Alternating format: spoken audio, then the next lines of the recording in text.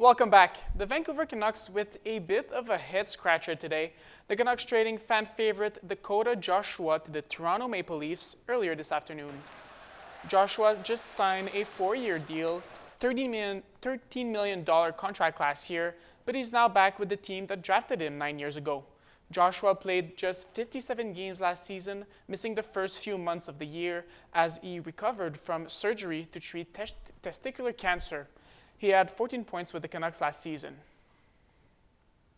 Canadian soccer star Olivia Smith is officially the most expensive player in the history of the sport after completing a transfer to London-based Arsenal.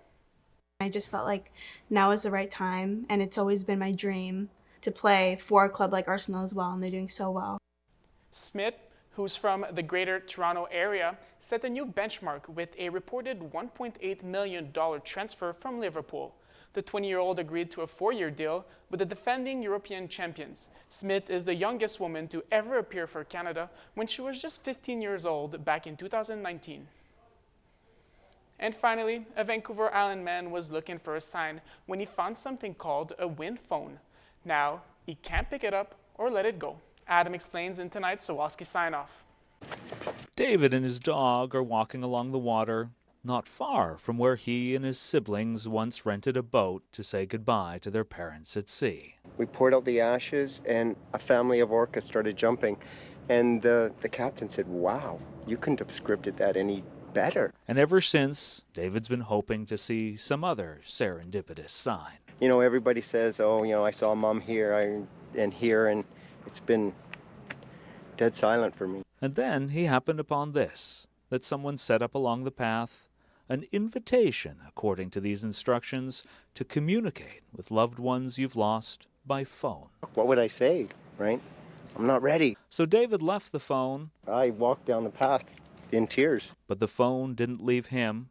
I was moved. I was touched. And the next day, he's returned. I think it's a really special idea. The sign says it's a wind phone, inspired by an unconnected phone booth in Japan to connect with the dead following a devastating earthquake. It's the only number I ever had.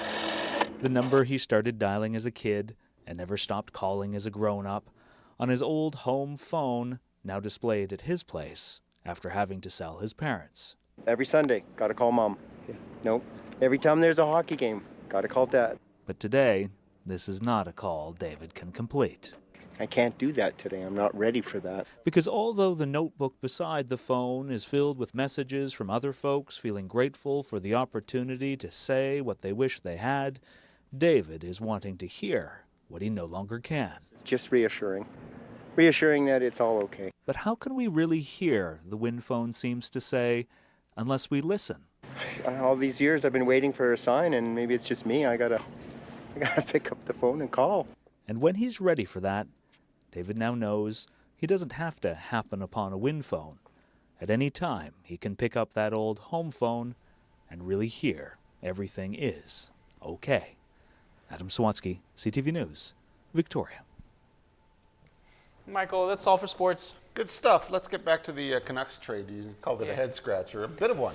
Yeah, well, he's not Kiefer Sherwood, let's just say, right? So, you know, if there was a term that said bottom 11 forwards, the Canucks would coin that term, because after Brock Besser, it's a pretty thin group. They've got about 8 forwards that are all the same, kind of like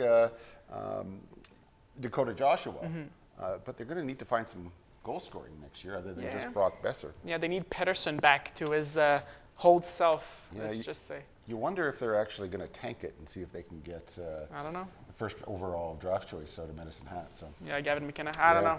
That is our newscast for tonight. Thanks for watching. We'll see you back here tomorrow at 6. Bye-bye.